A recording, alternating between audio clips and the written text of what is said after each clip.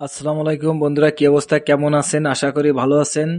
আলহামদুলিল্লাহ আমরা ভালো নাই, অতি দুঃখের সাথে জানাচ্ছি।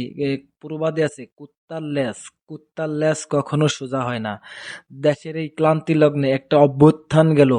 দেশের এই ক্লান্তি লগ্নে দেশ এখন খুবই টালমাটাল অবস্থা। আপনারা একটু লক্ষ্য করুন, যেহেতু ওই যে আমার সামনে একটা বল গেট দেখতেছেন, এই বল গেটটা আসলে একদম মোংলা বন্দরের দিকে যাচ্ছে। রামপাল চ্যানেল অতিক্রম করে মোংলা বন্দরের দিকে যাচ্ছে, অর্থাৎ ঘষিয়াখালী, বাগেরহাট ঘষিয়াখালী কুদ দিয়ে মোংলার একদম নিকটে, খুব নিকটে যাচ্ছে। মোংলা বন্দরের উদ্দেশ্যে যাচ্ছে, কিন্তু এখানে আপনাদের আমি দেখাইতে পারতেছি না। আর একটু সাথে থাকেন, অবশ্যই দেখবেন। ওই সামনে একটা নৌকা দেখতেছেন, আমাদের হেডের সামনে একদম ছোট ওই যে একটা নৌকা আছে, ওই যে আর একটা দেখেন নৌকা ওই যে ছেড়ে যাচ্ছে, এই যে বলগেটেতে ছেড়েছে, এখানে আছে 5 থেকে 6 জন পুলিশ।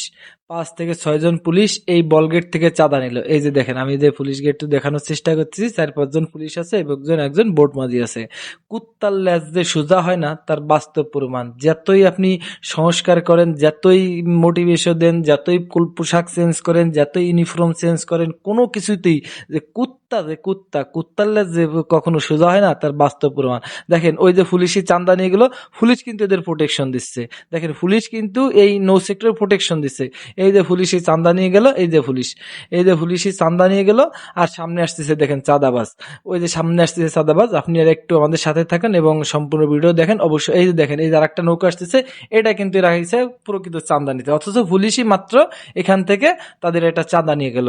এখন এই যে আসতেছে নৌকায়, ওই প্রত্যেকটা বালগেটের সাথে এরকম তারা চাঁদা নিচ্ছে, পুলিশই নিচ্ছে, পুলিশ ছাড়িয়ে যাচ্ছে, তখন এরা নিচ্ছে। দেশটা কোন ভাবে আছে, এই যে পুলিশ, এই যে দেখেন, এই যে পুলিশ চলে যায়, এরা আবার পরবর্তীতে আবার যে ইয়াগুলো আসতেছে, বালগেট গুলো আসতেছে, সেই বালগেট না আমাদের মতন বড় জাহাজে নেয় না, এরকম বড় জাহাজে আসে না। কারণ আসলেও তখন ওদের অবস্থা খুবই খারাপ হইব কি, আমরা তো ওদের ছাড় দেয় না, আমাদের তো বিভিন্ন এই বিষয়ে আমাদের প্রোটেকশনের ব্যবস্থা আছে।